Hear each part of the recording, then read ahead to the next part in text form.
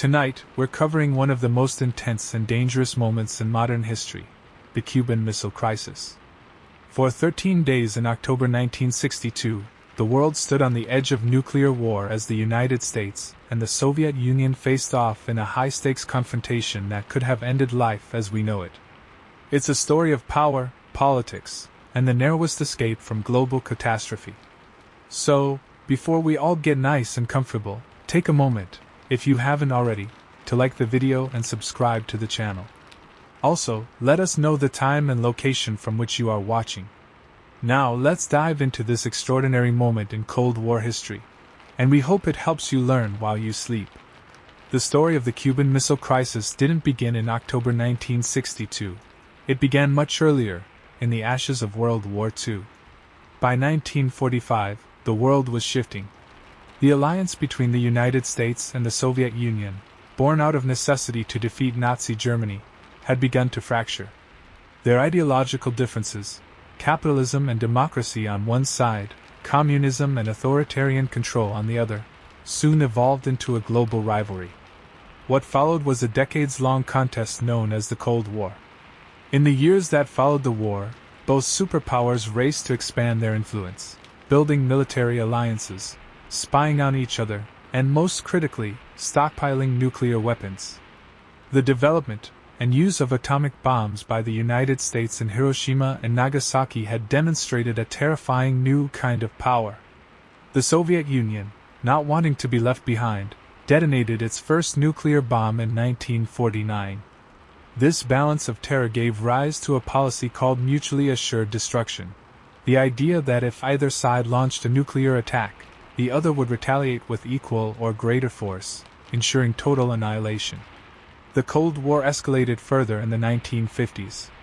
The United States formed the North Atlantic Treaty Organization, NATO, in 1949, a military alliance with Western European countries. The Soviets responded with the Warsaw Pact in 1955, aligning themselves with Eastern Bloc nations.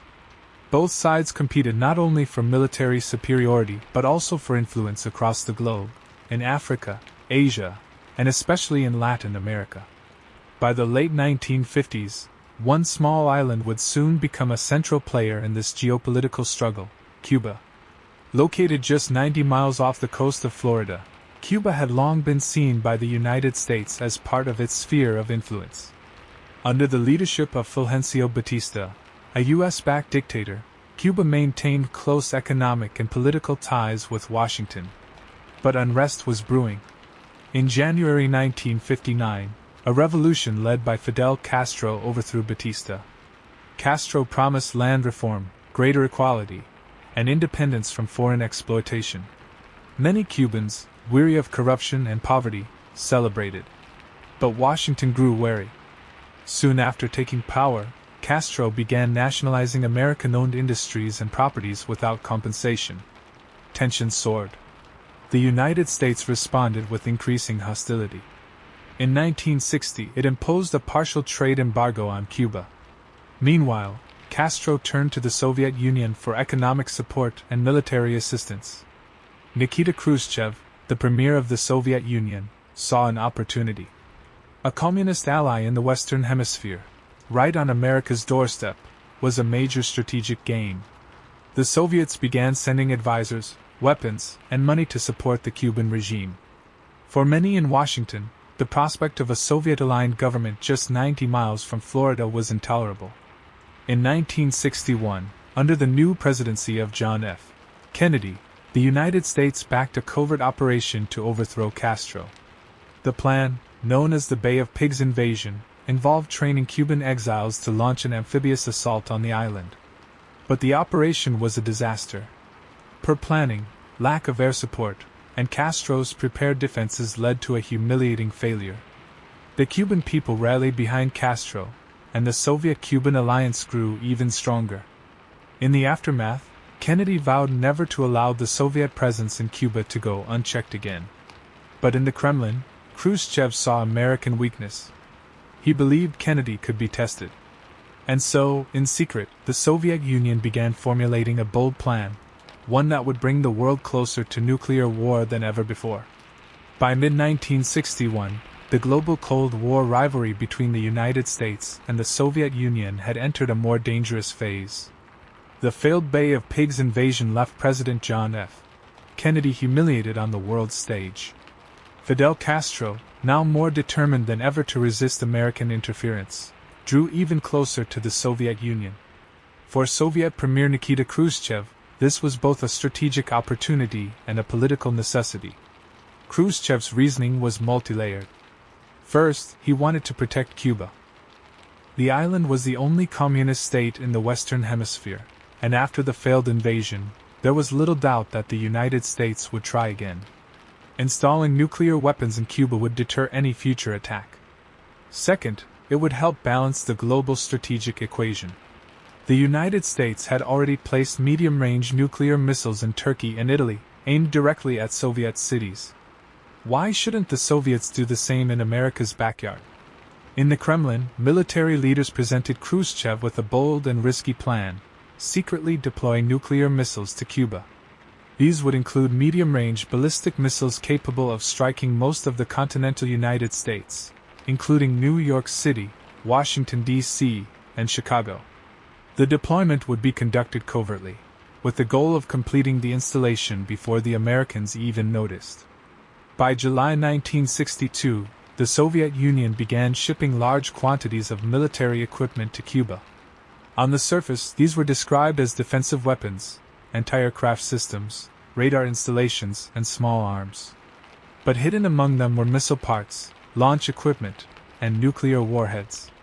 Soviet engineers and soldiers, posing as agricultural advisors, began constructing launch sites under intense secrecy. Fidel Castro welcomed the plan. He believed it was essential to defend Cuba against another American invasion. He also saw it as a declaration of sovereignty, a way for Cuba to assert itself on the world stage and align with a superpower that recognized its independence.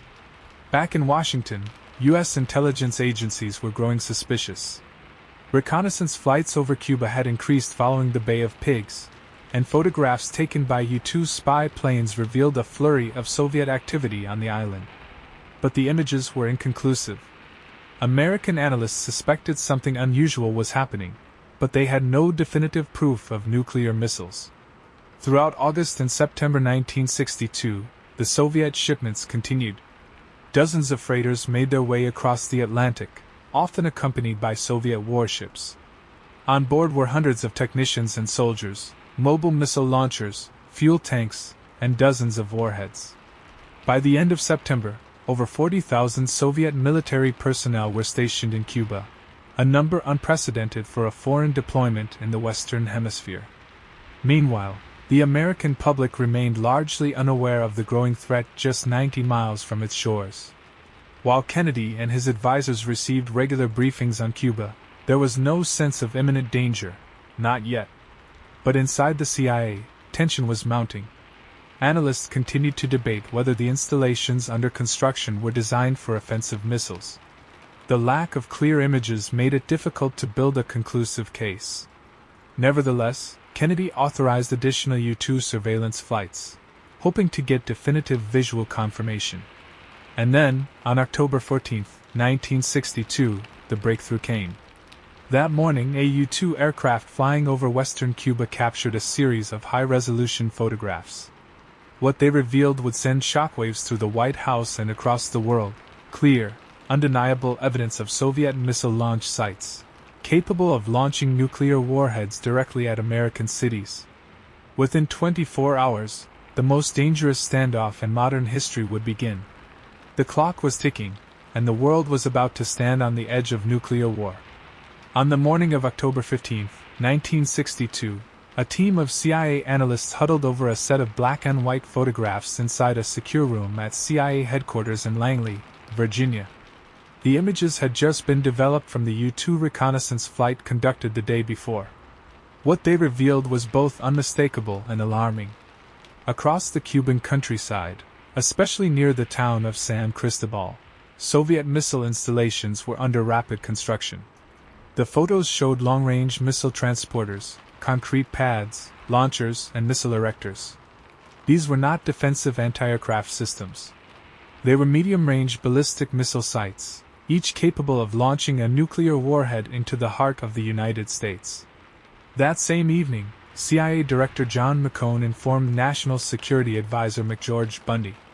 Bundy, stunned by the confirmation, decided to wait until morning to inform the president. On October 16, at 8:45 a.m., Bundy entered the Oval Office and quietly broke the news to President John F. Kennedy. The moment he heard it, Kennedy understood the gravity of the situation. The president immediately convened a group of his closest advisors, a collection of military, diplomatic, and intelligence officials that would come to be known as the Executive Committee of the National Security Council, or simply, ExComm. For the next 13 days, this group would deliberate in secret, weighing every option, calculating every risk, and debating how the United States should respond. There were several options on the table. Some members of ExComm, particularly within the military, advocated for an immediate airstrike to destroy the missile sites before they became operational. Others proposed a full-scale invasion of Cuba to remove the Soviet threat entirely. Still others, including Secretary of Defense Robert McNamara and Attorney General Robert Kennedy, cautioned against any action that might provoke a nuclear war. Kennedy was determined not to act rashly. He knew that a surprise attack would not only kill Soviet soldiers in Cuba but could also trigger Soviet retaliation, perhaps in Berlin, perhaps with nuclear weapons. The stakes were unimaginably high. Instead, Kennedy and his team devised a strategy that balanced firmness with restraint. On October 20th, he decided to implement a naval quarantine, a blockade in all but name, around Cuba. The goal was to prevent further Soviet ships from delivering additional missiles or equipment. At the same time, he would demand the immediate dismantling and withdrawal of the missile installations already in place. But the American public still had no idea what was happening. For nearly a week, Kennedy and ExComm met in complete secrecy, fearing that early disclosure could escalate tensions or limit their options. Meanwhile, Soviet leader Nikita Khrushchev was receiving reports from his own advisors, but he still did not know that the Americans had discovered the missiles. On the evening of Monday, October 22nd, President Kennedy went on national television to address the nation. Sitting behind the desk in the Oval Office, he calmly and firmly informed the American people of the missile sites in Cuba and declared the imposition of a naval quarantine. He warned the Soviets in no uncertain terms: any missile launched from Cuba would be regarded as an attack by the Soviet Union against the United States, and it would be met with full retaliation. The speech shocked the world. Across the globe, people paused in fear, realizing that the two superpowers were now locked in a direct confrontation, one that could spiral into nuclear war at any moment. The crisis was no longer secret. It was now public, immediate, and deadly serious. As Soviet ships steamed toward the quarantine line, the world held its breath. Would they stop? Would they break through? Or would the next step be war? The morning after President Kennedy's televised address, the world awoke to headlines screaming of potential nuclear war. In every corner of the globe, people tuned into radios and televisions, anxiously tracking every update. Lines formed at gas stations and grocery stores.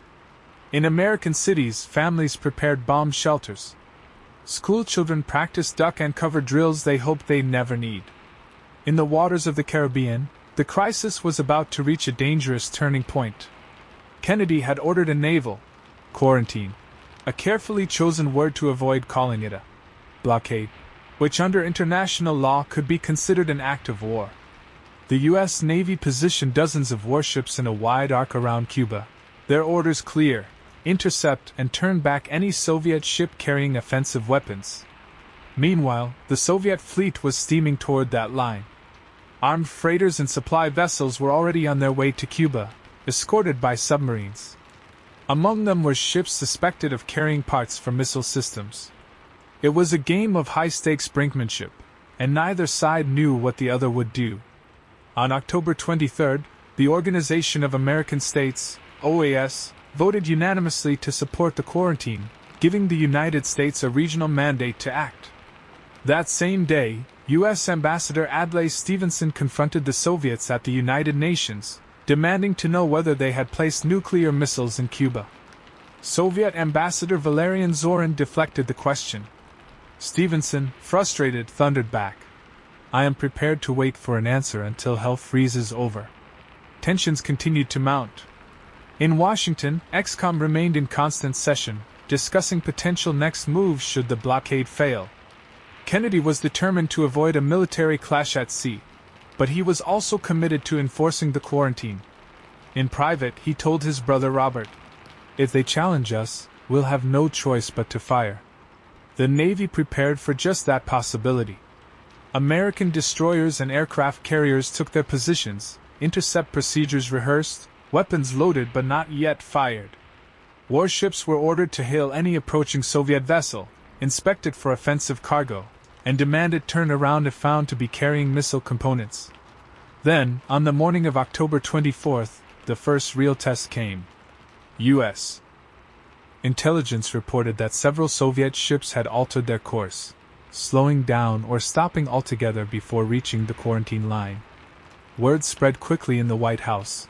The Soviets were blinking, or at least pausing. It was not yet a resolution, but it was a sign. Perhaps Khrushchev was not willing to risk a direct confrontation. But even as the ships slowed, the threat was far from over. Satellite and U-2 surveillance showed that construction on the missile sites in Cuba was continuing at a rapid pace. The launch pads were being completed, the missiles uncrated and moved into position. The longer the United States waited, the greater the chance that the weapons would become operational, and the harder they would be to remove. Kennedy faced an impossible decision. If he allowed the missile sites to become active, he would be accepting Soviet nuclear weapons just 90 miles from Florida. But if he launched an airstrike or ordered an invasion, he risked igniting a global nuclear war. The brief relief at sea was offset by the ongoing danger on the island. As October 24th came to a close, the world had avoided a naval clash, for now. But with each passing hour, the tension grew. Missiles were being readied in Cuba. American bombers were on high alert. Submarines prowled the ocean depths, their torpedoes armed. The standoff was far from over, and the most dangerous days were still ahead. On the morning of October 28, 1962, the world held its breath.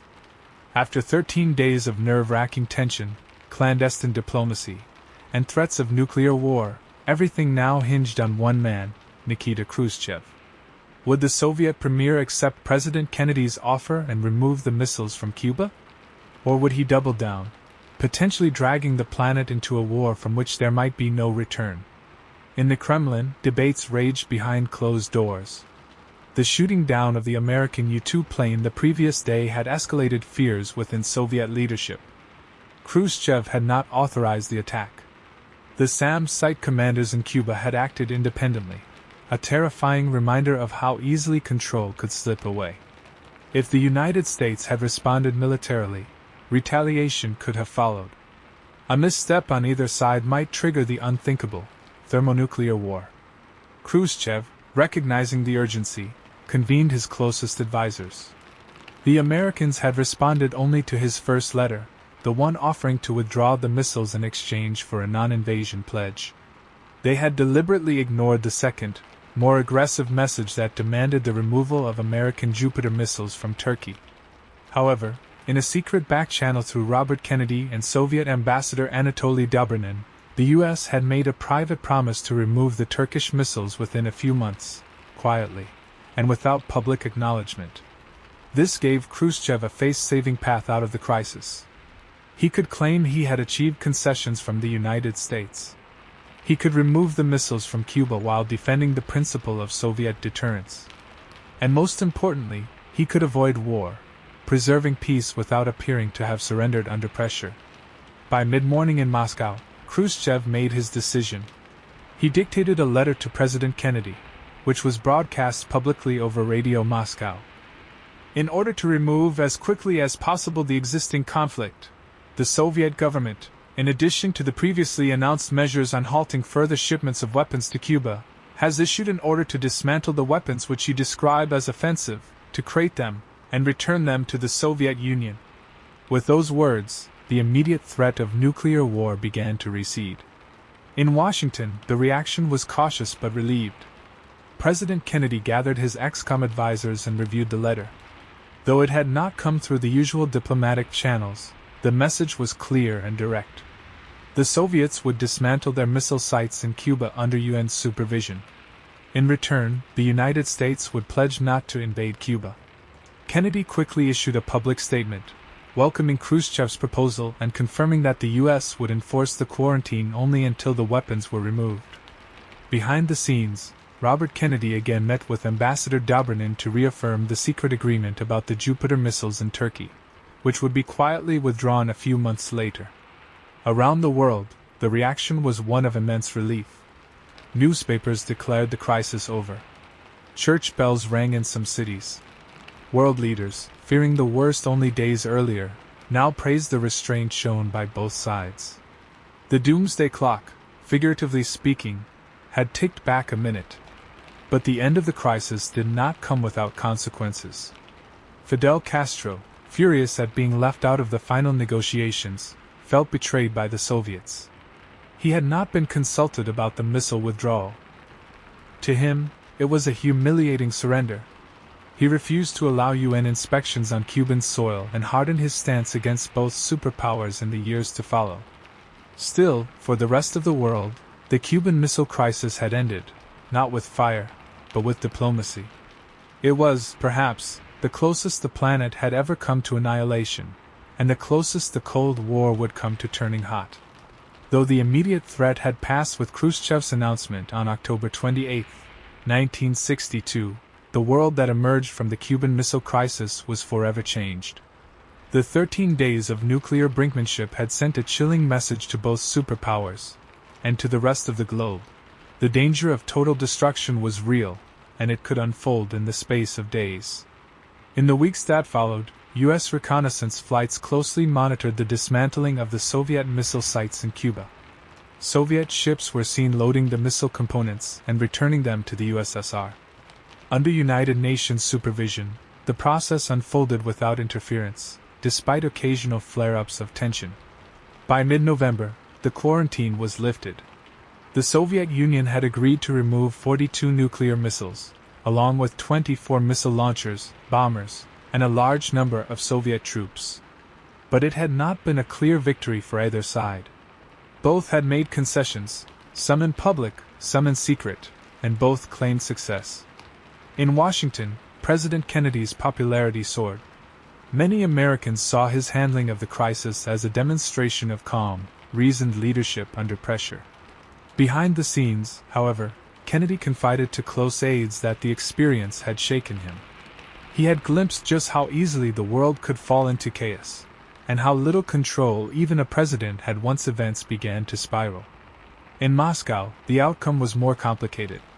Premier Nikita Khrushchev presented the missile withdrawal as a humanitarian gesture, a triumph of peace over war. But among many within the Soviet leadership, the crisis was viewed as a diplomatic failure.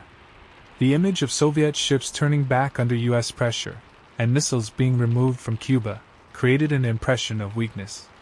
Khrushchev's authority within the Communist Party would slowly erode, and by 1964, he would be removed from power by his rivals. For Fidel Castro, the resolution of the crisis was a bitter pill. He had been left out of the negotiations entirely. Despite being at the center of the storm, he had not been consulted when Khrushchev agreed to withdraw the missiles. Castro had expected a more aggressive defense of Cuba's sovereignty, and was humiliated that the Soviet Union had used his island as a pawn, then made decisions without his input. In the months that followed, Castro would tighten his grip on power, crack down on dissent, and publicly distance himself from both superpowers. Cuba would remain under U.S. embargo and become even more entrenched as a symbol of resistance and revolution, a role it would carry for decades to come. The world community reacted with a mixture of relief and alarm. While the crisis had been resolved peacefully, it exposed serious flaws in global diplomacy. There had been no direct communication between Washington and Moscow in the early stages of the crisis. Messages took hours, sometimes days, to deliver. A misinterpreted move, a delayed reply, or a rogue commander could have unleashed nuclear catastrophe. In response, the Hotline Agreement was signed in June 1963, establishing a direct communication link between the White House and the Kremlin. It wasn't a red telephone, as Hollywood would later imagine, but rather a secure teletype line that would allow leaders to exchange messages immediately in future crises. This single wire became a powerful symbol, a thin lifeline between two nuclear superpowers. The Cuban Missile Crisis also gave rise to a growing nuclear disarmament movement. Around the world, people began to question the logic of mutually assured destruction. Protesters called for bans on nuclear testing, reductions in arsenals, and the creation of international treaties to reduce the threat of war. The world had come terrifyingly close to the brink. And for many, that close call was a wake-up call, a reminder that survival wasn't guaranteed, and peace would never be something to take for granted. In the wake of the Cuban Missile Crisis, both superpowers quietly shifted their strategies. The world had come too close to the edge, and while each side claimed success, both realized that future confrontations needed to be managed differently, with more caution, more communication, and greater awareness of the unimaginable costs of nuclear war. One of the first major changes was psychological. Inside the Pentagon, within the Kremlin, and across NATO and Warsaw Pact capitals, military and political leaders re-evaluated their assumptions about nuclear deterrence. The crisis had shown how quickly a miscalculation, even a local one, like the unauthorized shoot-down of AU-2, could trigger a global catastrophe. The doctrine of mutually assured destruction, MAD, already in place, gained renewed emphasis. Under MAD, both the United States and the Soviet Union recognized that any use of nuclear weapons by one side would result in a devastating counterstrike by the other, leading to total annihilation. This terrifying balance became, paradoxically, a source of stability. If no one could win a nuclear war, then perhaps no one would start one. But doctrines alone weren't enough. The crisis had exposed the dangerous lack of direct communication between Washington and Moscow. As a result, in June 1963, the two governments signed the Hotline Agreement, establishing a secure and direct communication link between the White House and the Kremlin. It wasn't a phone, but a teletype line, a system that would allow both sides to exchange written messages in minutes rather than hours. Though rarely used in emergencies, the hotline stood as a symbol of mutual recognition. Even in opposition, the two sides had to talk. Diplomatic channels also deepened in other ways. In August 1963, just months after the crisis, the US, the UK, and the USSR signed the Partial Nuclear Test Ban Treaty. The treaty prohibited nuclear weapons tests in the atmosphere, in outer space, and underwater. Though underground testing continued, it marked the first significant arms control agreement of the Cold War. More importantly, it signaled a shared understanding: unchecked nuclear development could not continue indefinitely. Behind the scenes, another development played out quietly: the removal of U.S. Jupiter missiles from Turkey. While the United States never made a public link between the missile withdrawal and the Cuban crisis, the Soviets understood the private arrangement. The Jupiter missiles, which had been in place since the late 1950s, were outdated and vulnerable. By mid-1963, they were quietly dismantled and shipped back to the United States. The U.S. justified the removal as part of a strategic modernization, but both sides understood it as Khrushchev's trade for peace. These unspoken agreements, public silence and private concessions, became a hallmark of Cold War diplomacy. For years, both nations would continue to negotiate in back channels, using trusted intermediaries to avoid public embarrassment or dangerous escalation.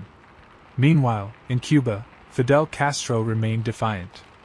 Although the crisis had bolstered his international reputation as a revolutionary leader willing to stand up to the United States, it also deepened his mistrust of the Soviets. He had not been informed of Khrushchev's decision to withdraw the missiles.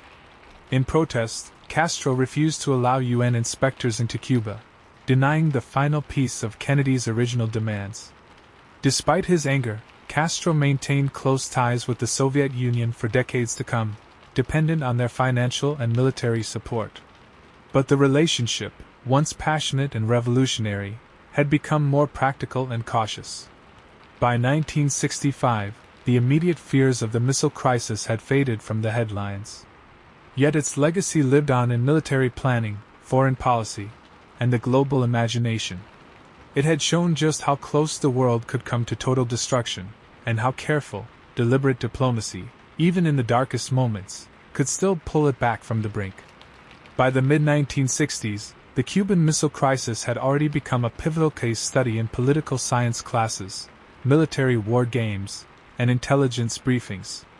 It was the moment when the Cold War came closest to turning nuclear, and the lessons it left behind began shaping decision-making across the globe.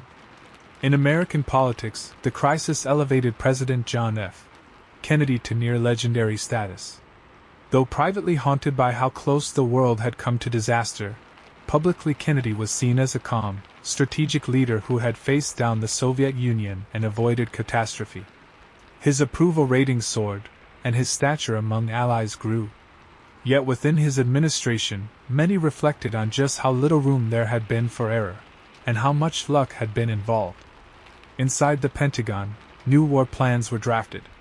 The previous focus on massive retaliation shifted toward flexible response, strategies that allowed for limited military actions before escalating to nuclear options. Commanders became increasingly aware of how local conflicts or mistakes could spiral quickly, and protocols were tightened across all military branches to prevent unauthorized launches. In the Soviet Union, the legacy was more complex. Premier Nikita Khrushchev believed he had acted wisely, trading missiles in Cuba for peace, while also securing the quiet removal of U.S. missiles from Turkey. But his standing within the Communist Party weakened. Many saw the missile withdrawal as a public embarrassment, a retreat under American pressure. By 1964, Khrushchev was removed from power, replaced by Leonid Brezhnev, who took a more cautious approach to U.S. Soviet relations. Meanwhile, Fidel Castro, feeling betrayed by Moscow and ignored by Washington, doubled down on authoritarian control. Though Cuba remained a client state of the Soviet Union, Castro's relationship with both superpowers grew more guarded. He focused on internal consolidation and extending his revolution abroad, supporting insurgent movements across Latin America and Africa. Cuba would remain a thorn in U.S. foreign policy for decades to come. Beyond politics, the crisis had a deep and lasting impact on culture and public consciousness. Films, novels, and television dramas began to reflect the anxiety of living under the shadow of nuclear war. From thrillers like Dr. Strangelove to the somber tension of Failsafe, popular culture echoed the silent fear that gripped millions during those 13 days in October 1962. The Cuban Missile Crisis also helped fuel the rise of the nuclear disarmament movement. In cities around the world, citizens organized marches and rallies, demanding arms control agreements and reductions in nuclear stockpiles. The idea that governments alone could be trusted to manage the threat of annihilation no longer seemed acceptable to many. Grassroots activism, fueled by a growing awareness of how fragile peace really was, became a significant political force in the 1960s and beyond. Diplomatically, the crisis led to the development of more structured arms control efforts. The Partial Nuclear Test Ban Treaty of 1963 was only the beginning. Over the next 2 decades, negotiations would continue, culminating in agreements like SALT-I, Strategic Arms Limitation Talks, and the Anti-Ballistic Missile Treaty. These were direct descendants of the fear and urgency awakened in October 1962. Perhaps the greatest legacy, though, was the silent understanding between the superpowers that communication, restraint, and respect for red lines were essential. Even as proxy wars flared in Vietnam, Africa, and Latin America, both sides became more cautious about direct confrontations. The Cuban Missile Crisis had set a precedent. High-stakes diplomacy could work, and war was not the only answer. The world had stared into the abyss, and stepped back. And that experience would shape every Cold War crisis that followed.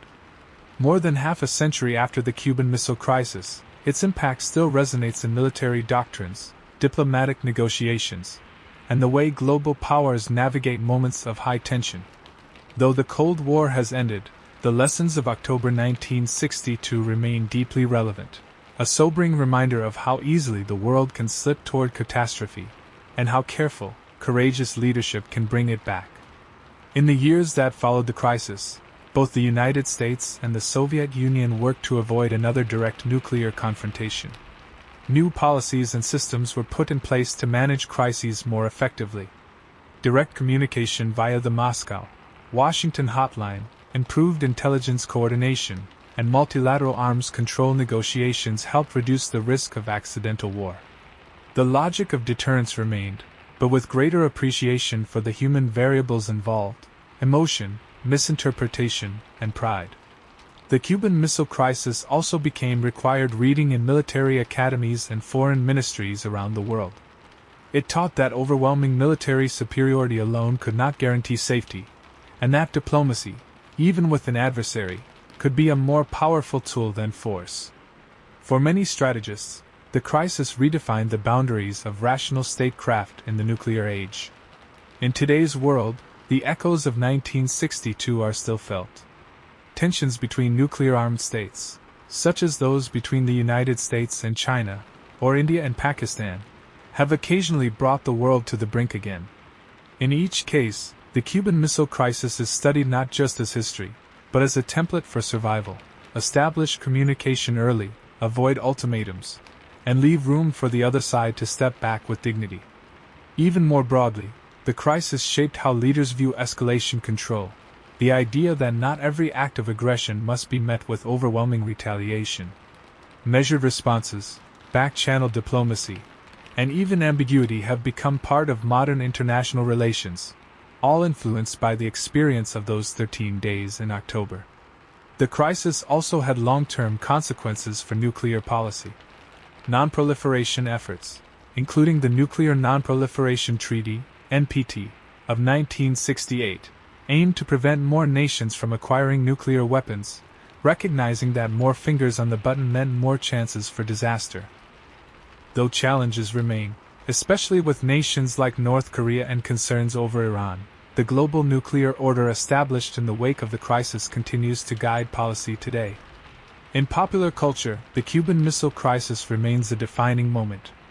Films, documentaries, books, and dramatizations continue to explore its themes: fear, leadership, miscalculation, and the fragility of peace.